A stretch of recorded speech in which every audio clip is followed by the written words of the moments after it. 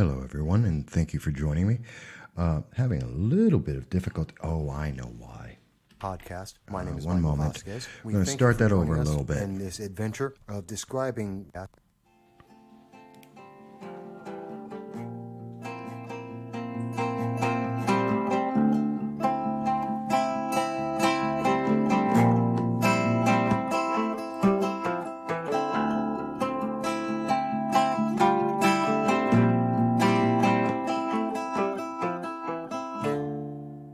Hello, everyone, and thank you for joining us at the ever-improving No Soundbites Allowed podcast. My name is Michael Vasquez. We thank you for joining us in this adventure of describing the politics that go on in our nation on a personal and local level as often as possible, giving you, the audience, more than just 30 seconds to understand what's going on in our nation. We look forward to joining you as we go. Just sit back, enjoy the ride. Please remember, if you like the episodes, like it, share it, let other people know, and if you can, please donate, even if it's $2, even if it's $5, because it all makes a difference.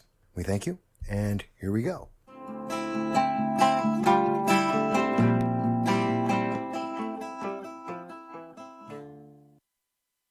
Hello, everybody. Hello, and thank you for joining me. This is Michael Voss with the ever so popular podcast of the No Soundbites Allowed, and I'm doing a live stream. I know it's Sunday morning, about 11:30, and I know a lot of people are at church or they're just waking up, so I understand if not everyone's with me. I'm going to be putting up a question in a second here for people to look at, and so bear with me. It's a real simple one. It's a yes or no, and please let me know what you think. And you can, of course, answer this either during or after, whichever, but let me know what your thoughts are. Now, beyond that, there's a lot of other things I want to ask about, and I want to talk about, because there's a lot going on. We're just 2 days away from the election for the midterms in 2018. There's going to be a lot going on.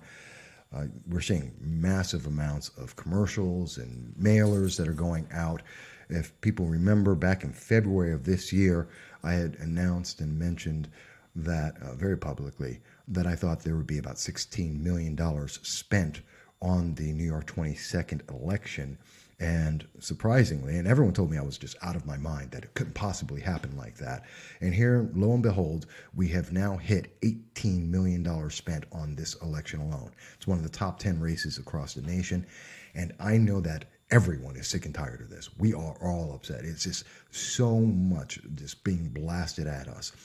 And I've been talking to people. I've been doing a lot about the election, going out, getting people to vote, and reminding them that it's important that you vote. Anyone who tells you that your vote is not important has an agenda, and they don't want your vote messing up their agenda. I tell you that directly. I've said it always, and I say it again. Doesn't matter if you're voting for or against anything I believe in. I could care less. As long as you have a reason to vote, go out there and vote. But your vote does matter. That is absolutely true. And anyone who tells you it isn't has an agenda. But I also made certain predictions about the New York 22nd race. And I understand everyone's getting pissed off because there's so many commercials, and because $18 million has been spent, almost all of it, about $12 million, $13 million of it, from outside spending. I know it's annoying. You know what? Go to congress.gov. It is an impartial site. See the bills that have actually been put in. Does that match the campaign promises that are out there? You decide for yourself. Go to WRVO, look up the downtown hospital, look up the email gate, decide if that is the character that you want to see in a candidate. Look it up for yourself. Make your own decision. Those are impartial news sites and impartial sites listing what's going on, so you can make a decision. Forget about the commercials. Just go there. Don't even go by me. Go and figure it out for yourself. Separate of that, there is a lot that's going on that is going to affect this upcoming election. And I know I haven't had a lot of time to talk to people, as I was mentioning. I've been out working, trying to get people to come out and vote. I've put on about 123 miles in the Binghamton Southern Tier area walking just by myself. I did that in the last 13 days. It is an enormous amount. We're talking about 9 miles a day. I'm 50 years old. I am tired, in the rain, in the cold, with sleet on and off. And I am happy to do that because it is an important thing that everyone comes out and vote. And I hope everyone will, no matter whom you choose, although I have a preference, and that is, of course, to the Republican Party and the Republican candidates, because I think they overall, especially in the Southern tier, especially in the New York 22nd District, are higher quality candidates. That's my choice. Hey, you're on a Republican political commentary. What else do you expect? But I do have reasons for that, and I can go into that. But I wanted to share a little bit with you because I know I've been a little bit behind. I haven't been able to talk a lot. The last time I was on with Facebook, they completely blocked the entire video, which was very upsetting. And I know I'm rushing a little bit here and not going into great detail because, well, I'm going back out to work today in about an hour's time. So I do want to take a little bit of time just to be able to speak with you before I go back out to work and try and get more people to come out and vote, no matter whom they're going to vote for. So I hope people do enjoy this, and when you do get to see this, assuming Facebook puts it out there, I hope everyone gets to enjoy that. And I hope the volume's coming across properly. Mike, I see Mike Marshall has joined us. Please do let me know if you hear that. It's been a very busy week. We've had Colonel Oliver North of the NRA come down. He's endorsed Claudia Tenney. That's a very big thing. It's huge news, and I'm happy that he came here. In fact, we've had, including yesterday, Saturday, November 3rd, we had Sarah Huckabee Sanders, Press Secretary of the United States, come into Binghamton. And I got to tell you, this has been huge. Binghamton, New York, this is a little tiny town where we just don't have anything massively political going on here. We don't have national heroes or national renowned members of Congress. We don't have the center of New York politics. I mean, we're not Albany, we're not New York City. And yet 7 major figures of this government have come into this city on behalf of, in particular, Congresswoman Claudia Tenney, to emphasize how important it is to vote. We've had the president come here. We've had the press secretary. We've had the president of the NRA. We've had the chairman of the Intelligence Committee, Representative Nunes, come down here. We've had a couple of other people as well. So, I mean, that's a lot of attention in a very small area. And I have to tell you, that tells you how important this race is and how important your vote is. When a small town like Binghamton, the New York 22nd District, when we're getting that many people, and it also says something about our candidate in Congresswoman Claudia Tenney, that she has relationships to be able to draw in these kind of people. I mean, on the Democratic side, we have Rosie O'Donnell. Fantastic. I mean, if you love Rosie O'Donnell, there you go. But even Rosie O'Donnell wasn't willing to come to Binghamton. Anthony Brindisi, the Democratic candidate, had to go to New York for a fundraiser with Rosie O'Donnell because she wouldn't come to Binghamton, or she's not liked in Binghamton. I don't know. But that says something. Governor Cuomo, who supports Anthony Brindisi, he had to go to New York City to do a $25,000 plate fundraiser in New York City because he couldn't come to Binghamton. Either Governor Cuomo doesn't like Binghamton, which I'm pretty sure he doesn't because he doesn't come here. But on top of that, he's so negatively viewed, and Democrats, Republicans, everybody has a negative view of Governor Cuomo, no matter whether he's leading polls or not.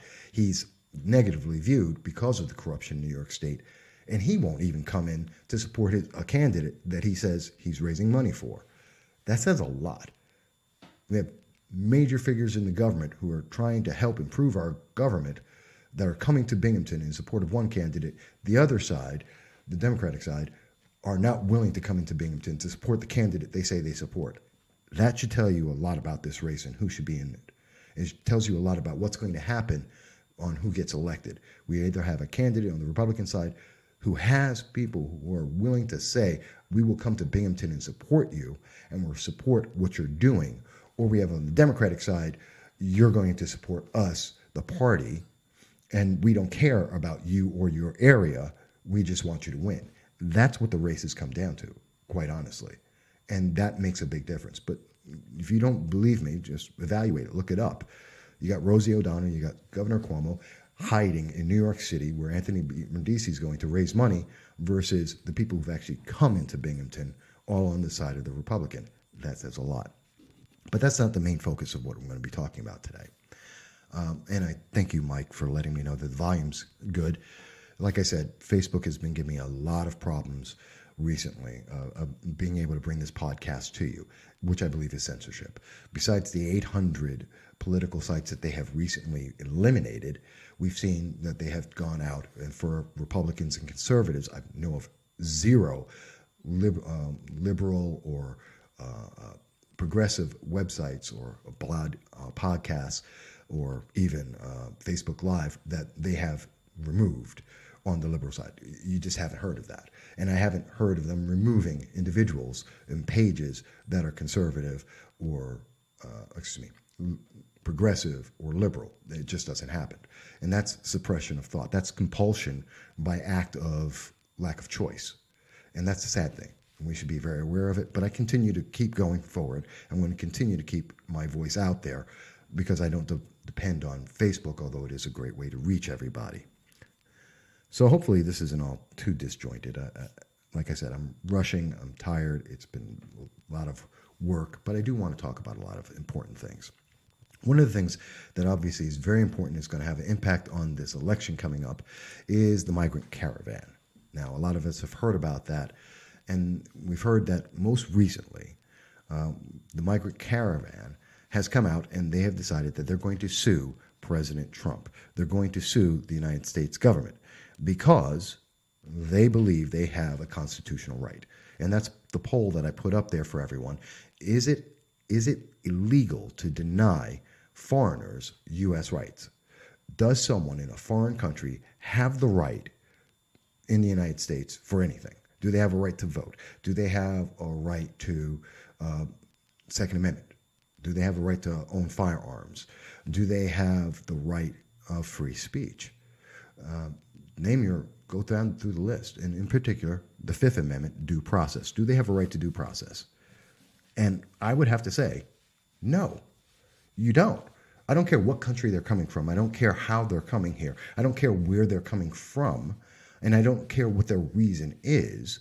The answer is no, you don't. They don't have a right to the United States. They don't have a right to our Constitution. They are not Americans.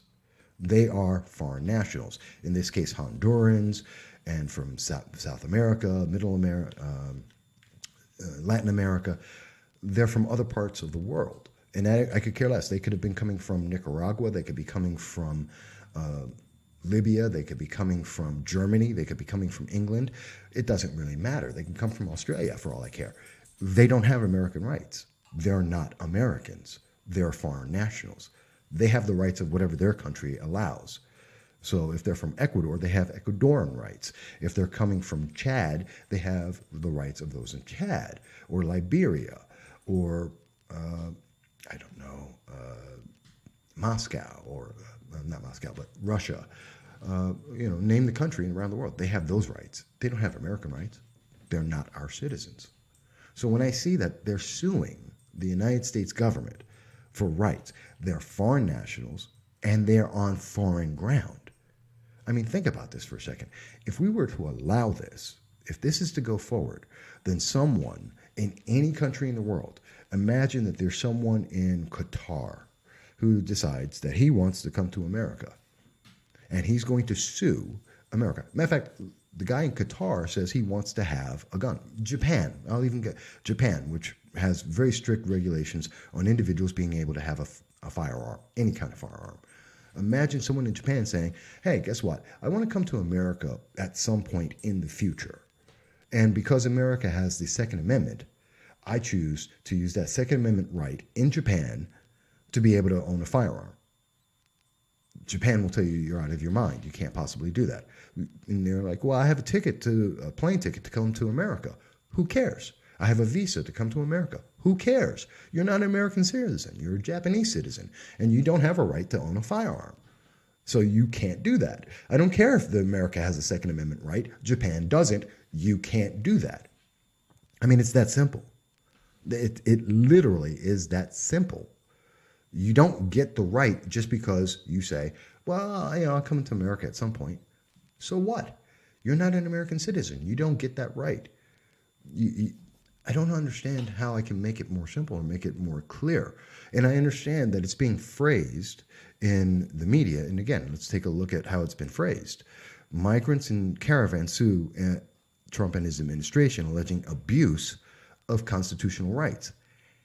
How can you abuse in a right that doesn't exist? See, it's made in a very emotional context to try and make you feel for them and feel like, oh my God, they're being denied. And, President Trump is on doing this horrible thing, denying people rights.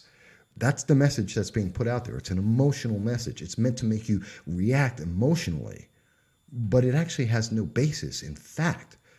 It's trying to drive you off of this emotion to not think about what's actually happening. And that's a very important thing. And again, I go back to the Second Amendment because I think it's a very powerful amendment for American citizens that no one else in the world really has. No one else has that constitutional absolute right to be able to protect yourself from the government, as well as your home and your property, to protect yourself. You can't do that in other countries. That is not a fundamental right, an absolute right given to every single American citizen. And you can't use our Constitution in another country. It does not apply. It's the same thing as if you go over to England and say, I want to buy a gun in England. You can't.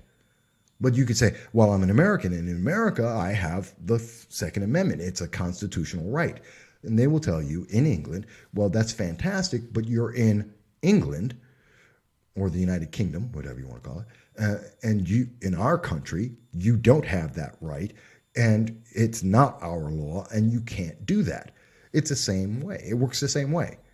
I can't go to another country and bring my constitutional rights to that country and expect that country to abide by those laws.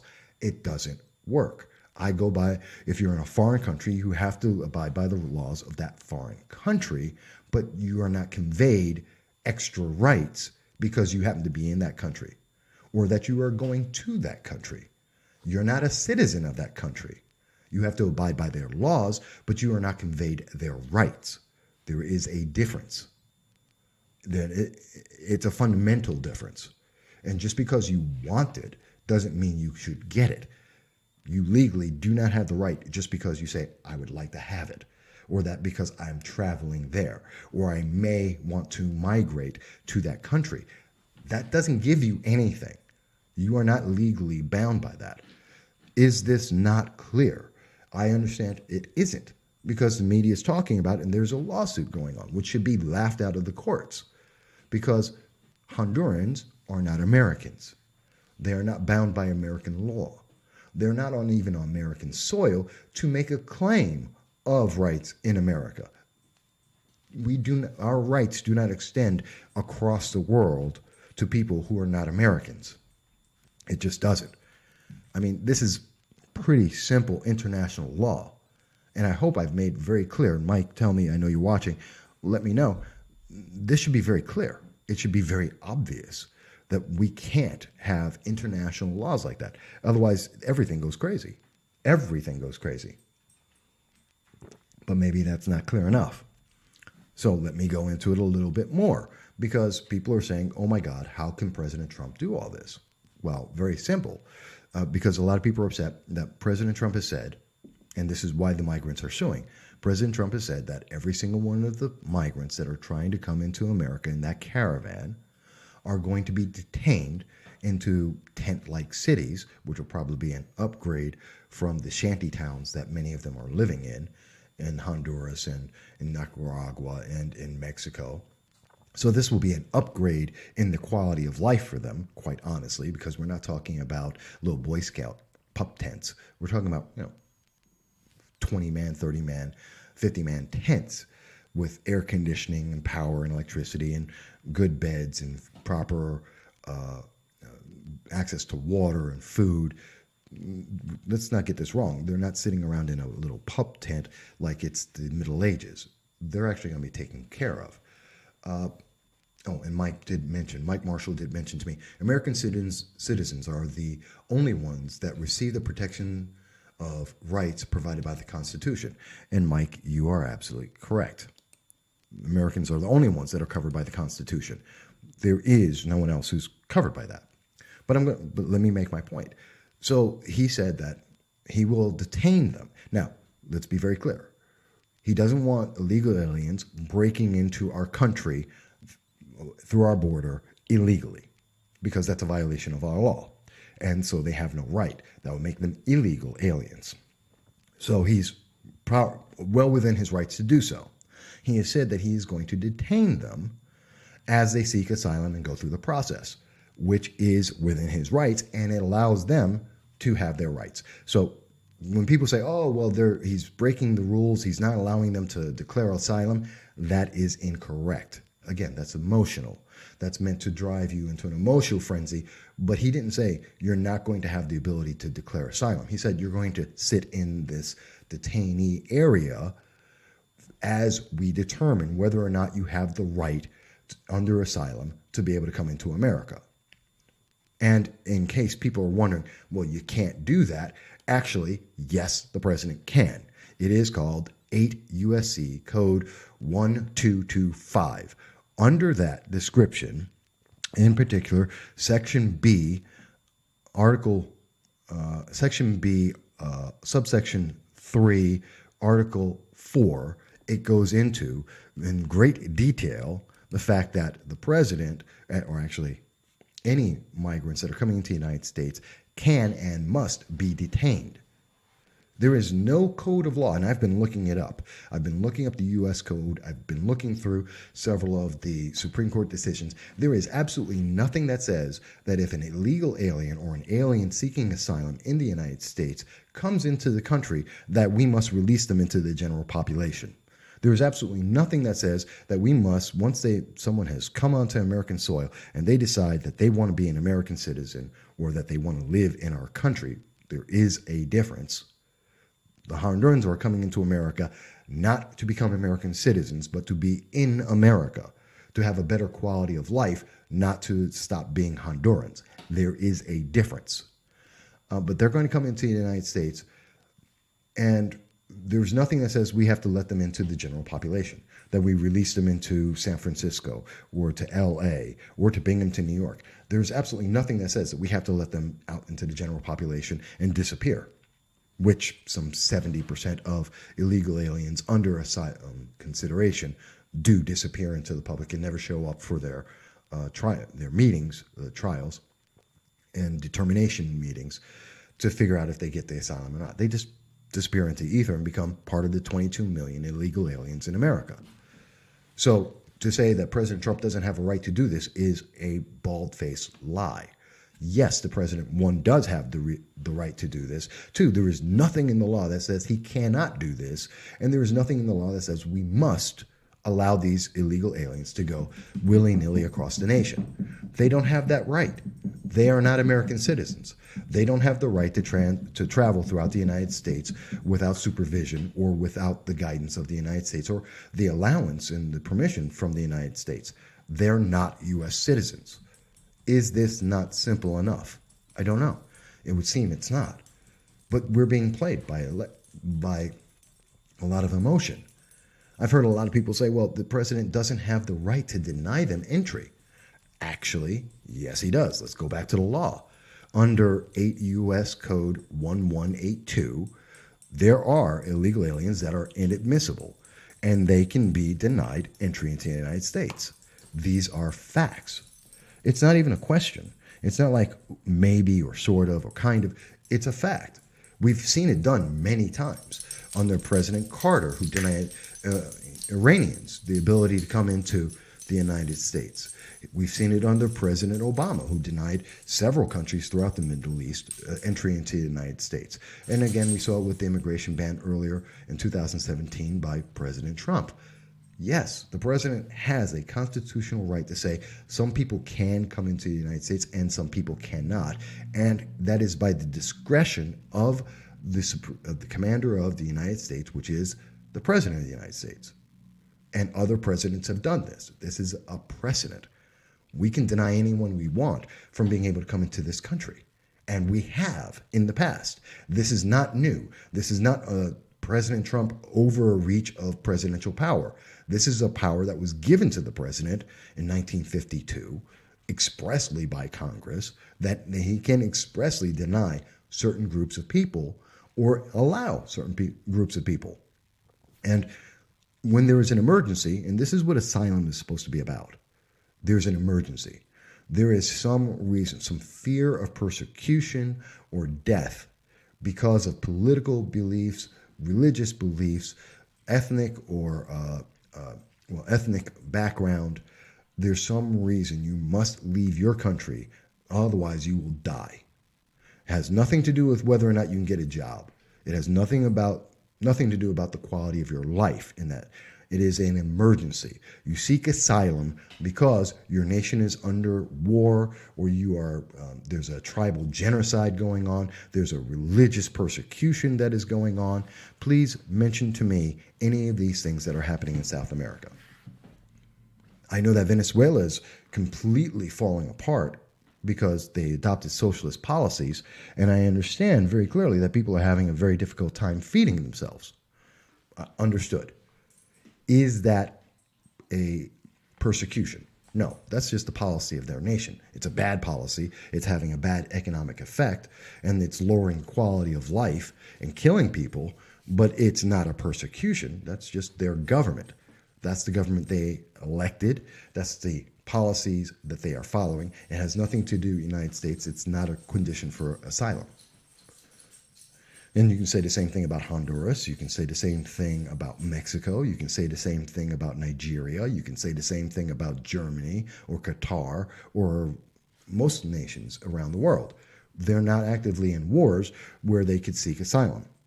There are places that can, like the Sudan, which I do believe we should have more of the Sudanese people come into the United States because they are being killed because of religious beliefs, something that's been ongoing for more than, it's about 2 decades now. They deserve to be able to have asylum. They have a religious persecution that has been classified by the UN as well as the United States as a genocide. We should have more Sudanese people in the United States. We have a grand total of about 34,000. That's sad because over 250,000, actually I believe the number is now 400,000 of the Sudanese people have been killed. So that's a problem.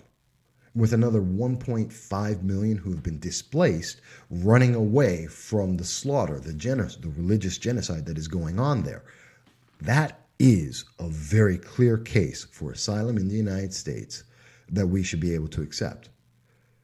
Tell me how South America is the same. Because you can't. It is not the same. There is not the same one moral equivalence, two legal equivalence. It doesn't exist. But yet we are listening to people who don't like President Trump, a personal preference. They don't like the current president. And by extension, they are now giving people rights that they should not have, that there is no legal precedence for, because they don't like a person who happens to maintain an elected office.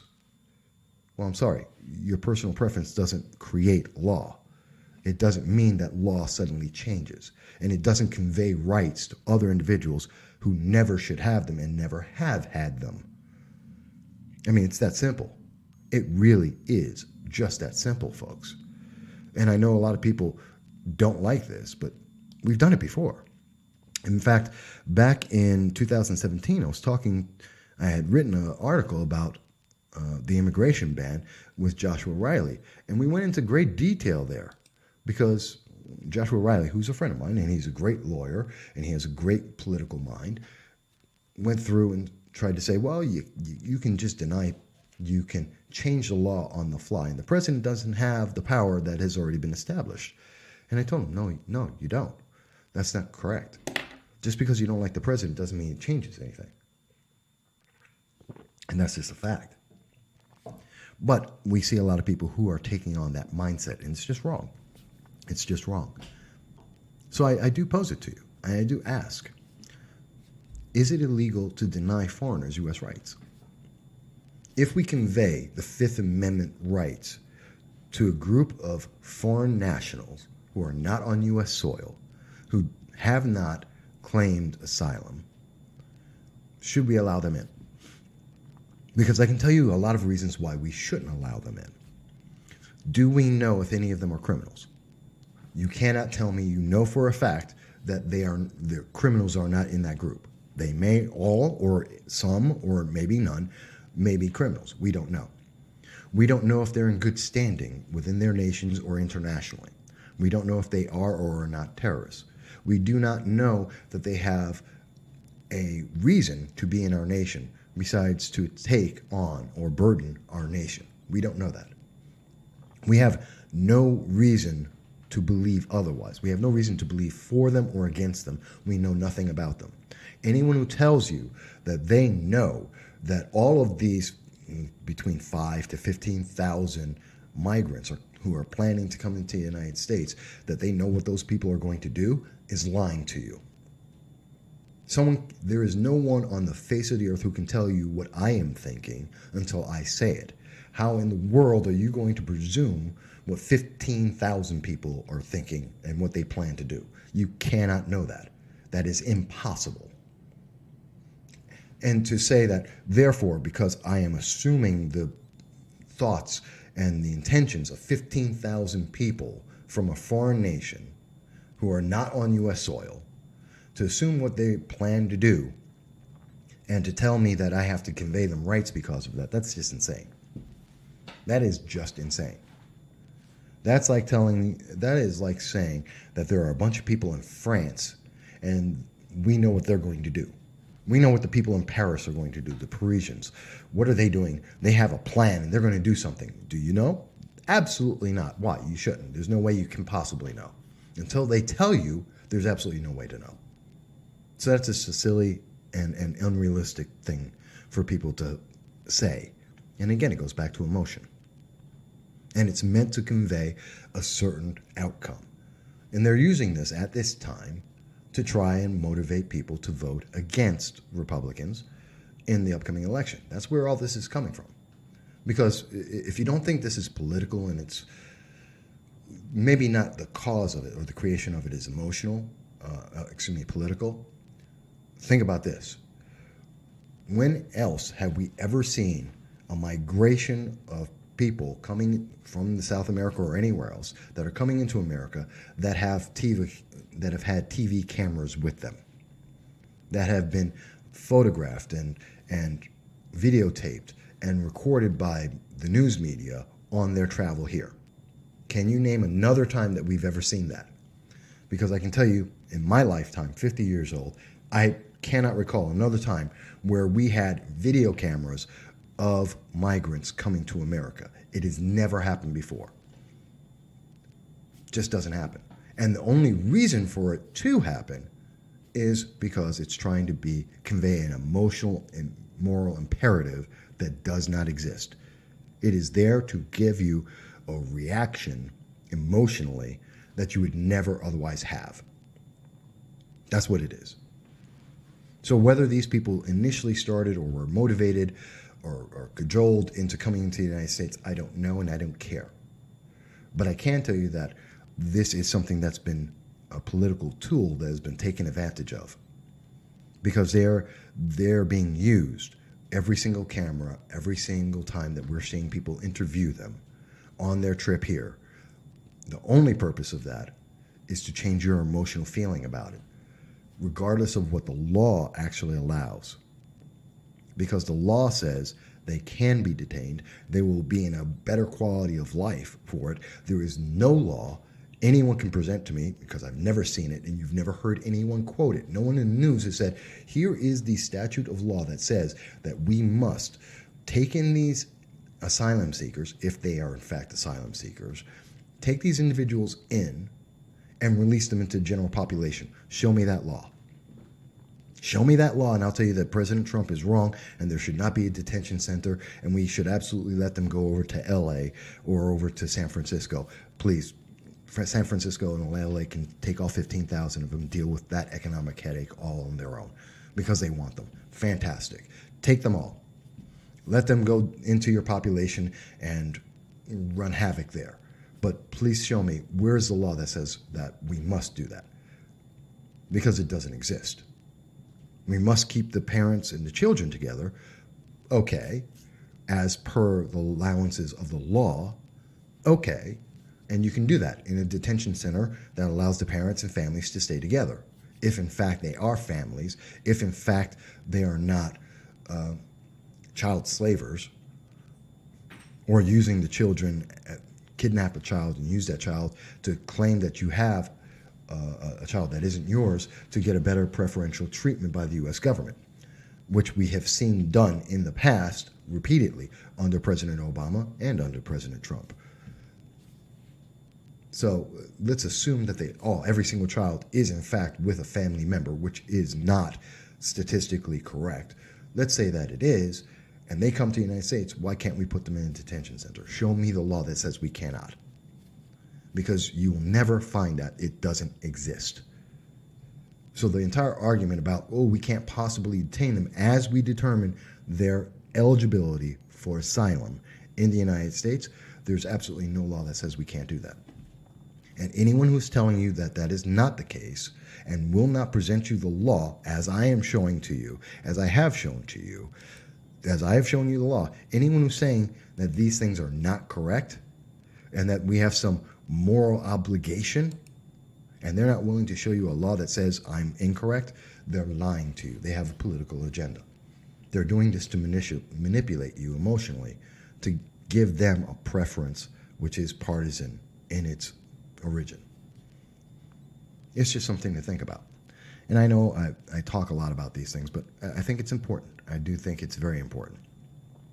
But I want to take a sip of my coffee here. I'm about to get ready to go out to work, but there is one other thing I want to talk about, which is very important, especially about the Board of Elections in New York State in terms of people who are making votes. And apparently, the New York State Board of Elections has been intimidating voters, and I think it's an important story, and you're not going to hear about it anywhere else in the news, but I'm going to come right back, and I'm going to talk about that because I think it's really, really important. So we'll be right back in just one moment.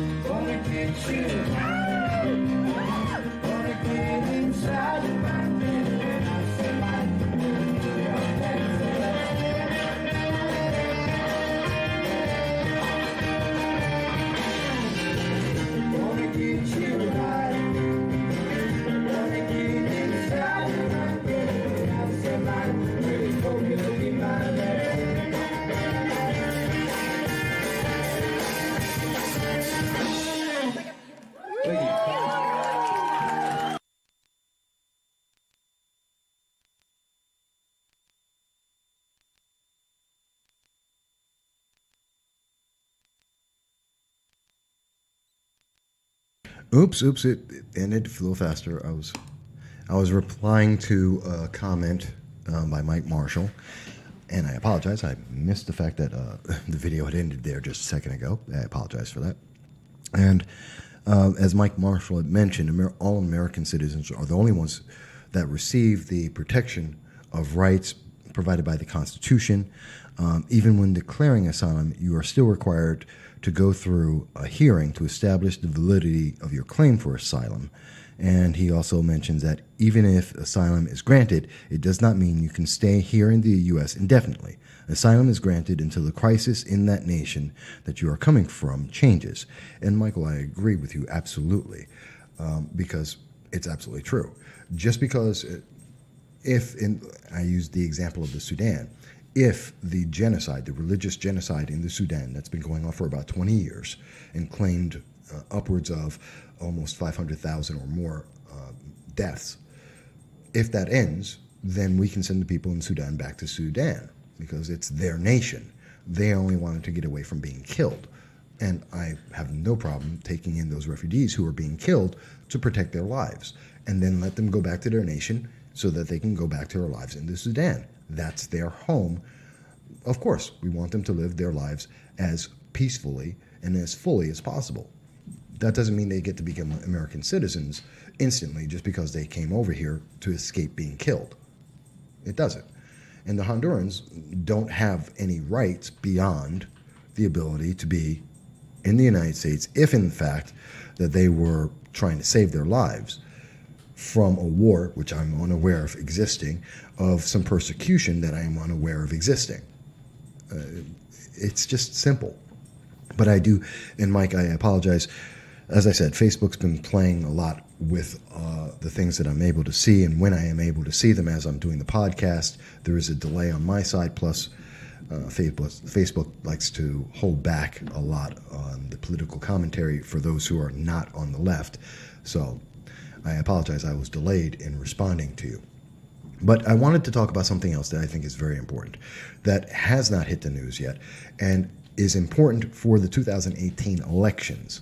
And I want to be very clear about this because it is something that affects you. And it's about voting in New York State. So people who are watching this from New York State, please pay attention to this part. And if no one else is, if you skip everything else, at least pay attention to this and do spread this around. It has come to my attention that just as of Friday, New York State, in the Broome County area, the Broome County Board of Elections was speaking on a board, and an individual mentioned, L.J. Trump, as you can see there, mentioned that they did an absentee ballot because they're going to be unable to vote in person because of work conditions. And the Board of Elections, and this is the part that's really important, the Board of Elections responded. Now let me just start first of all. The Board of Elections doesn't normally respond to comments by individuals about anything. They just don't.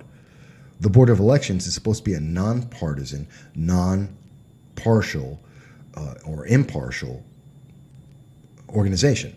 They're there just to ensure that our election goes through properly. No one breaks the laws, like Dan Livingston, who admitted that he broke the law back in 2017 and is currently running for city council.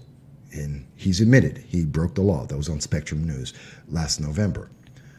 And the Board of Elections is supposed to take action and say, okay, well, you admitted you broke the law, so therefore you should be fined and or any election you would be in would be prevented. That hasn't happened, but that's what they're supposed to do. Okay.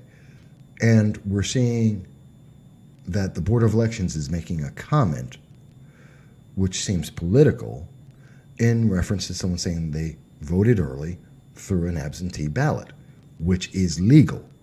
In New York State, you can't just vote early. There is a difference. You can't just vote early because you want to. Many states, 34 states, allow you to be able to vote early. New York State allows for absentee ballots, where, based on various reasons, you're not going to be in the state because of work or personal life or other conditions. You're invalid. You can't get to the voting booths because of medical reasons or others. that you can put in an absentee ballot. And we've seen a large number of people who have done that in New York State and in Broome County as well. And many of them have been Republicans because they're involved and they want to be involved in the voting process, but because their vote matters and they understand that, but they won't be in the state or able to go and vote at that time. That's legal. And there is no question on that. That is an absolute fact. And the Board of Elections knows that.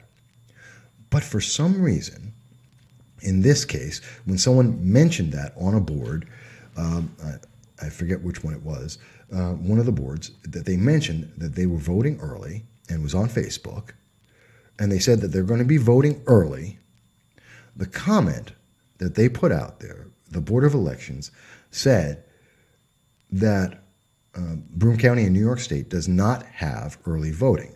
That is true, although they have absentees. And they continue to say, so we hope your reason for voting absentee is legitimate if you're posting on social media. Stop right there. That is not something they're supposed to say. The Board of Elections should never question why someone made a vote or how that person made the vote. That is not their job. If a person is suspected of having a vote that is illegal because you're dead and you've been suddenly you're voting absentee as a Democrat, that should be questioned. And we have seen that has happened. 75 people have been registered to a single house that doesn't exist, which also has been reported by the news. That has happened, and they happen to be Democrats. And I'm not picking on Democrats here, but the Board of Elections doesn't get to question that. If the challenge is raised about someone's vote, then the Board of Elections may investigate that, and that vote will either be valid or invalidated. But it does not get to say, I hope you have a legitimate reason. Excuse me, no, you don't get to say that. That is intimidation. You're saying that, well, if we like your vote, we may count it. Or it assumes, in that statement, it is assuming that your vote may not be valid or legitimate. No one in the Board of Elections has that power, nor do they get to say that. That is an intimidation. That is wrong. That's crossing the line, and they should be called out for that. That is very important. And I became aware of this because someone notified me about this chain, and I see this, and that is wrong. The Board of Elections, whether for Broome County or for New York State, does not get to assume any reasoning on someone's vote, whether they vote absentee or not. And whether someone, a non-politician, a non-attorney, uses the term early vote versus absentee, that doesn't matter. That's a human being. That's just regular common knowledge. That's just the way people speak. So if someone is saying, well, I voted early, but what they meant to say is that they voted absentee, who cares? That's just common usage. An attorney would know the difference. The Board of Elections would know the difference. But and if the Board of Elections wants to say, well, you can't, in New York State, you can't vote early, but you can vote absentee if you have a reason, that's fine. But you don't say that just because you voted absentee, that it is illegitimate. That's wrong. That's wrong. And it should be called out for being wrong. That is not permissible. That is something that I'm troubled by. It has nothing to do with whether this person voted Republican or Democrat or Libertarian or Conservative or anything else. I could care less. You could be with Howie Hawkins voting on the Green Party as a straight-up communist if you wish, and I could care less. You have the right to choose to do an absentee ballot. And there are conditions on that, but that is to be questioned after the fact. If you have a reason, you've gone out and you've done that, that's fine. But no one gets to say that you're before the fact, before a challenge, to say that, well, this person has an illegal vote. How dare you assume that? How dare you put that thought into people's minds that, oh, if I put in a vote, it may be made invalid because someone at the Board of Elections doesn't like it. How dare you? And I want to be very clear about that because they went on and said a quick election law fact. This is the Broome County Board of Elections says a quick election law fact.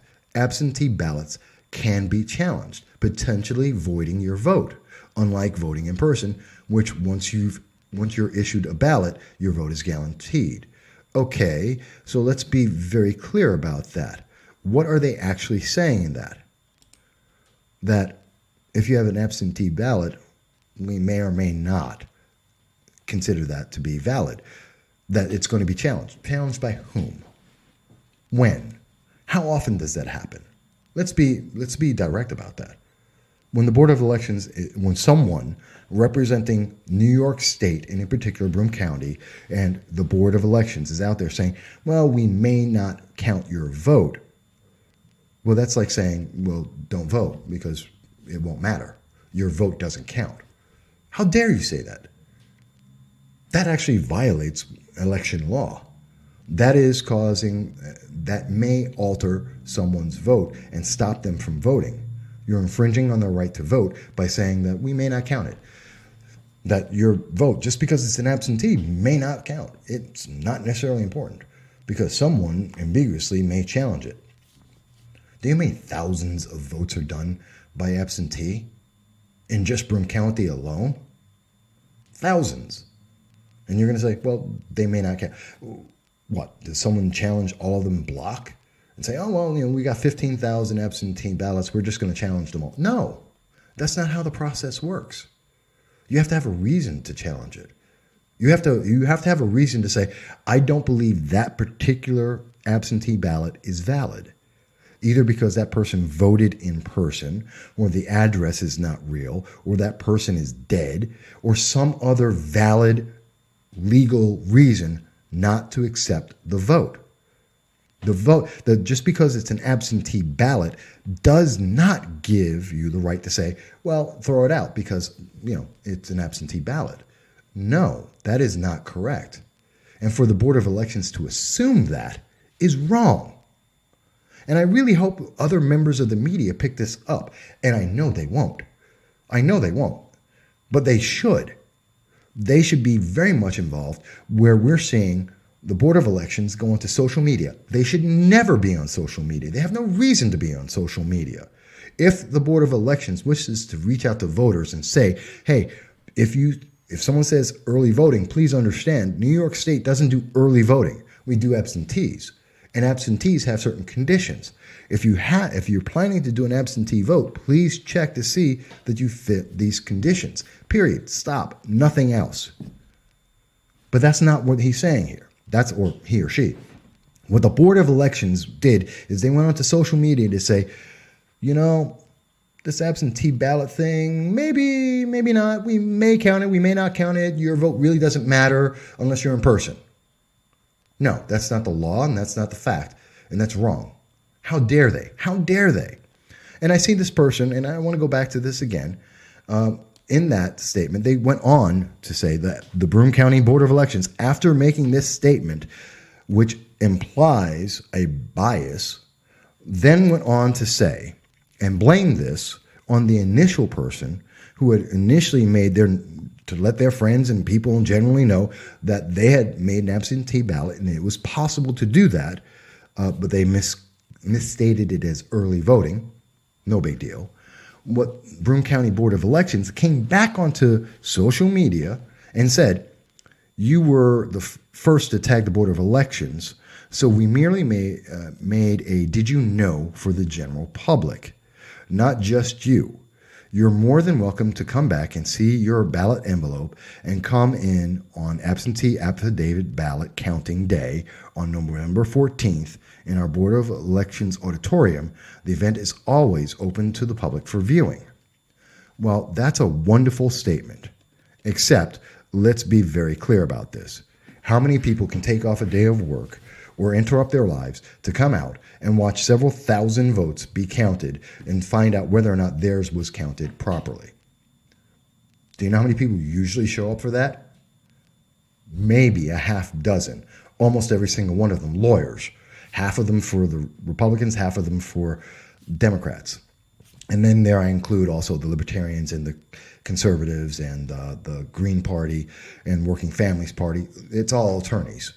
It's a bunch of attorneys and the Board of Election, and they go through and they count and they make sure that every one of those absentee ballots was correctly made, and they make sure that the person isn't dead, that the address exists, and that person didn't vote twice.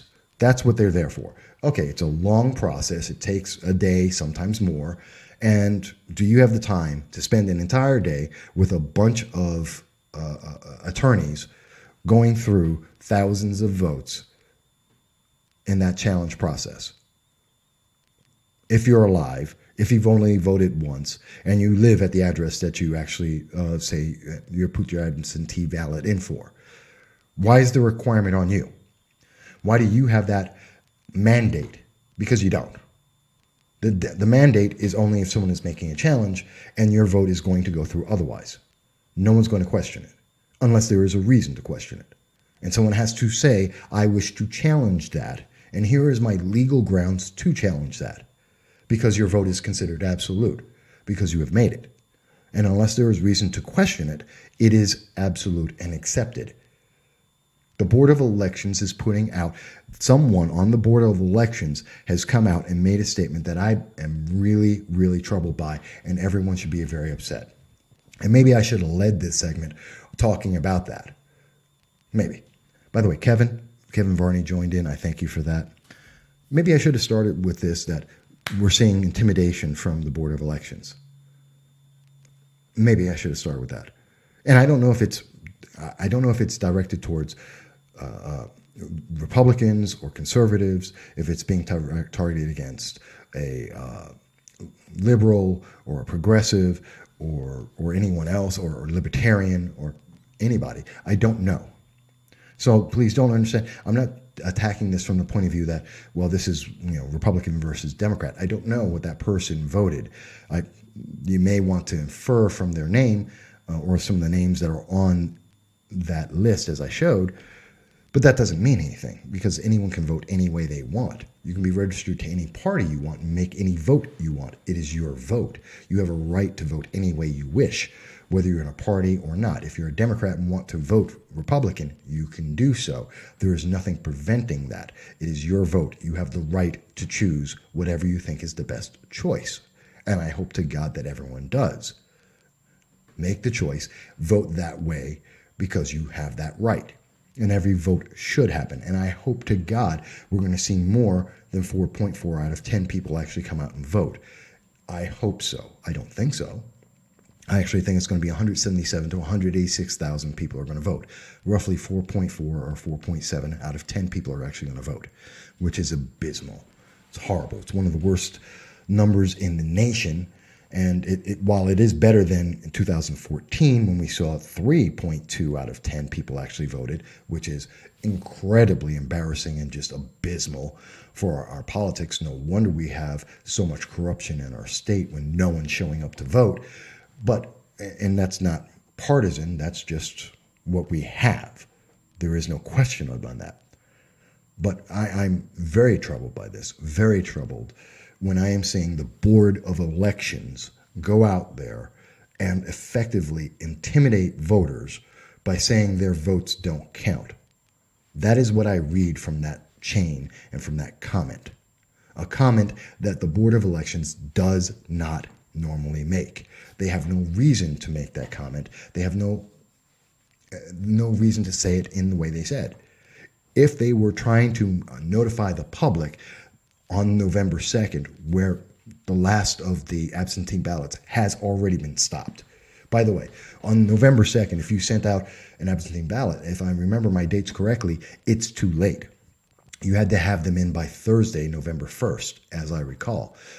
And if I am correct, on I believe it was November 1st was the last day. And don't hold me to that. I'm not an election expert on absentee ballots and what day they have to be sent out. You can go to the Board of Elections and check on their website, and it'll say for sure. But I believe it was on Thursday was the last day, November 1st. But let's assume that it wasn't. All they had to say was, well, New York State doesn't have early voting. You can go to New York State Board of Elections website, and you will be able to see the conditions to allow absentee voting, period. Nonpartisan, non-prejudicial, no negativity to it. It is a clarification of a point just to make sure. And whether or not someone links and says, hey, here's the Board of Elections, I went out and voted. Here's the Board of Elections website, I went out and voted. I used absentee ballot and I made a vote. You can too. That's all that was done. Someone said, I made a vote through an absentee ballot. Here's the Board of Elections website. You can too. That's not partisan. That's not disenfranchising anyone. It's allowing people to know that they have options available that are legal in the state of New York. And whether the terminology was exactly correct or not, yes, the Board of Elections can clarify the terminology. It's not an early vote. It's an absentee ballot. Okay, fine. But to assume that someone's vote is illegal or illegitimate is a disenfranchisement of voters. And that should be investigated. We have a problem. We have a problem in Broome County, and I believe that that is just endemic of a bigger problem in New York State. That New York State is willing to disenfranchise certain voters. If the person who is making that statement was not someone who apparently, by their name, is in favor of President Trump, would they have made the same statement? Because I can tell you, I searched through, I have yet to see someone where the Board of Elections has made another comment on social media for someone who isn't.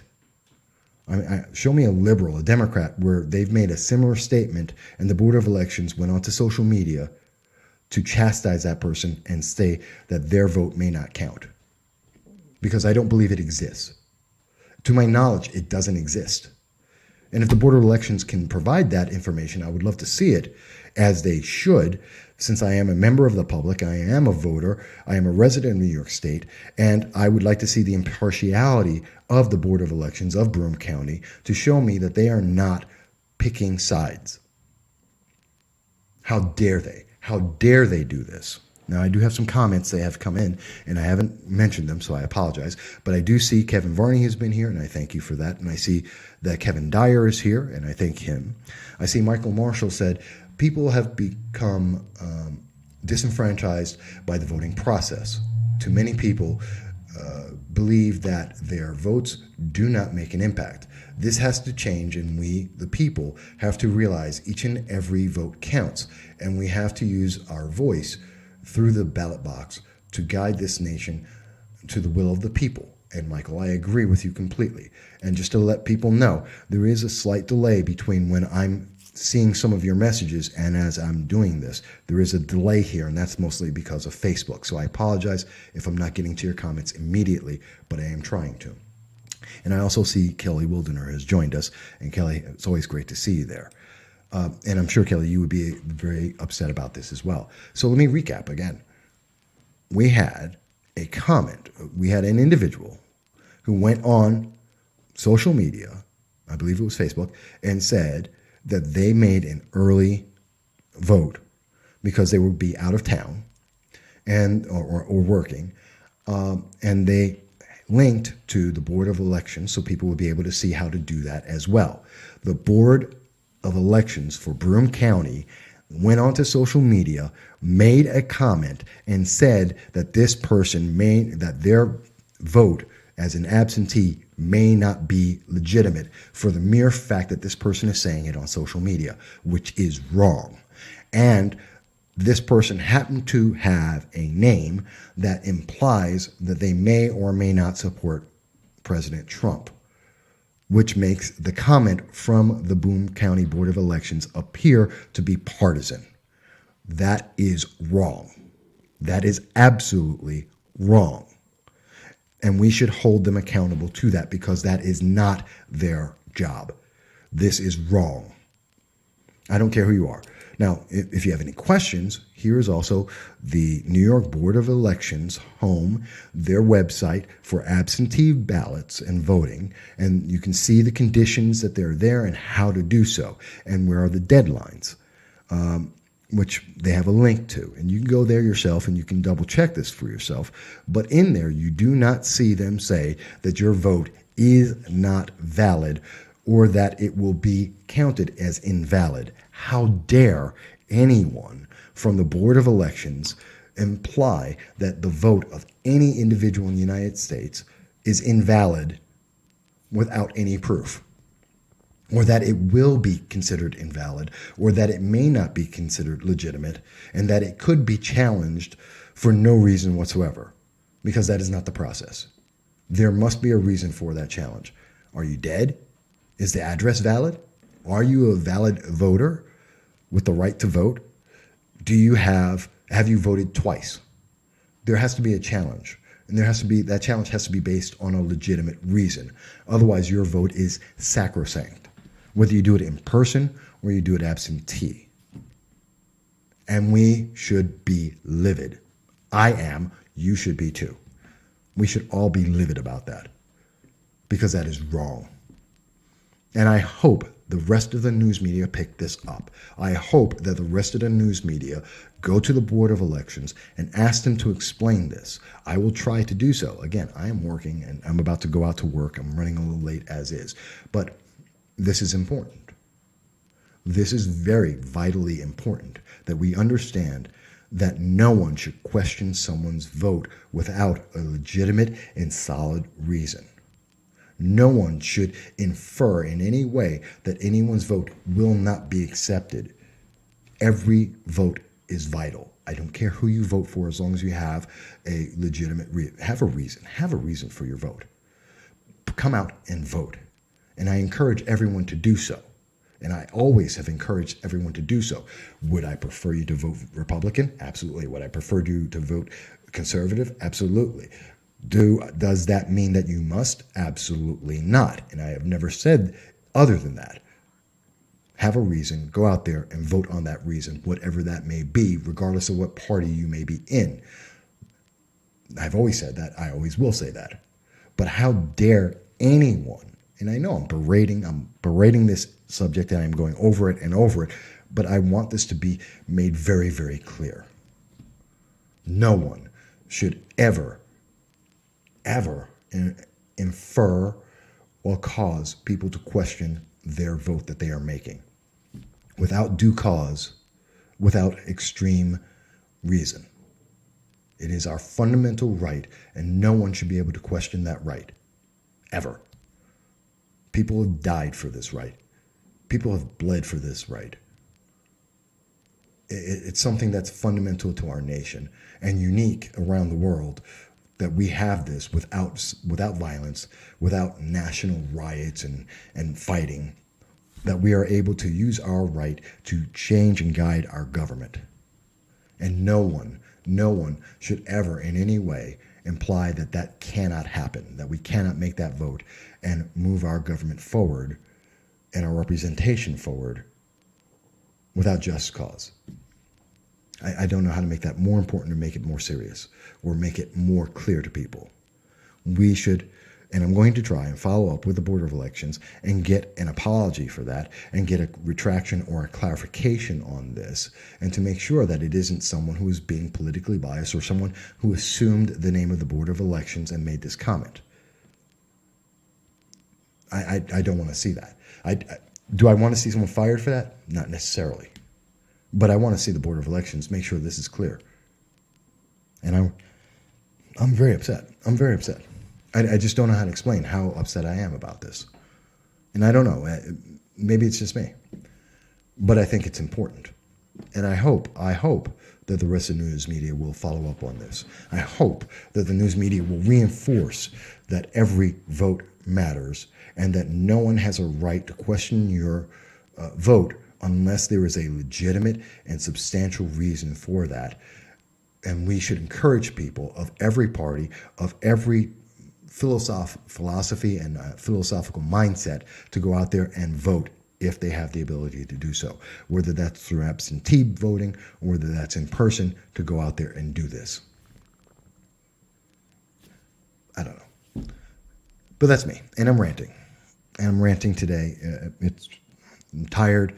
I'm out there. I'm going to go back to work in a second. I got to change and get out, and I'm going to try and get more people to go out and vote, to make their choices and to represent and make sure that we have the best representation possible at every level of government, because I'm involved and I believe it's important. I hope people will go out and vote, no matter whom you vote for. Get out there, vote. Have your reason, stand by it, and vote. I hope everyone does. I'd like to see Republicans win a clean slate. I would love that. But no matter what, go out and vote. It's your right. Choose who you think is the best choice, the best consequence. Who's going to help improve our lives and the quality of our lives on the issues that matter to you? The Second Amendment, the First Amendment, the ability to have a job, to have a better paying job, to be able to open up a business. Go out there, vote on those things. These are things that are important to us all. Vote. Be involved. And do not allow people like this individual, whomever it may be, man or woman, whoever it is, from the Board of Elections that would threaten or question your vote. Because I tell you what, I will stand up for your vote. And I will stand up for your right to vote, whether that's through an absentee ballot or whether that's in person. And I will not allow someone to just question that and to threaten that for no reason whatsoever. No, I don't agree with that. And I will follow up on this. I will be speaking on this more. But right now, I have to go to work. But I did want to spend some time with everyone. I hope it wasn't too rushed. I hope it wasn't too much of a rant for everyone. It's just been a very, very hectic time.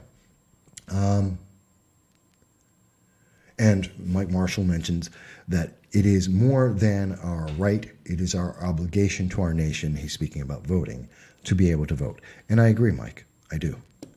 But I hope that everyone, and Mike, I mentioned this to you, to Kelly, to Kevin Varney and Kevin Dyer, and everyone else who may see this after the fact. I know it's Sunday and everyone was at church or just waking up, but I wanted to take the time to come out and speak to everyone during this very busy time, this very important time just prior to the election, to reinforce that everyone should come out and vote, to go out there and talk about the emotional manipulation that is going on as people are trying to convey rights to foreign nationals that don't have them. And what is the impact of that? And whether or not we've actually violated the law to be able to say, no, you just don't have that right because you're not an American. And there's nothing wrong with saying that. There's absolutely nothing wrong with saying you're not an American, you don't have the American rights, just as I can say I'm an American citizen, I don't have Japanese rights, and I'm not in Japanese soil, or in England, or in Germany, or in Honduras, Venezuela, or anywhere else in the world. I think these are all important things to say, and I hope that they help motivate people. I really, really do. Michael Marshall says, yes, Mike, I agree. It is our obligation. Absolutely, I agree. But with that all said, I hope everyone has enjoyed this or at least found it interesting. I hope everyone is able to spread this around, share it with people who were not able to be here. I will get this out. I have a couple of podcasts I'm backed up on. I'm going to get them all out probably on after election night. I'll try and do it tonight or tomorrow, but I will make sure that this is out for everyone. You'll be able to see it on Facebook. I'll get it out on YouTube as well.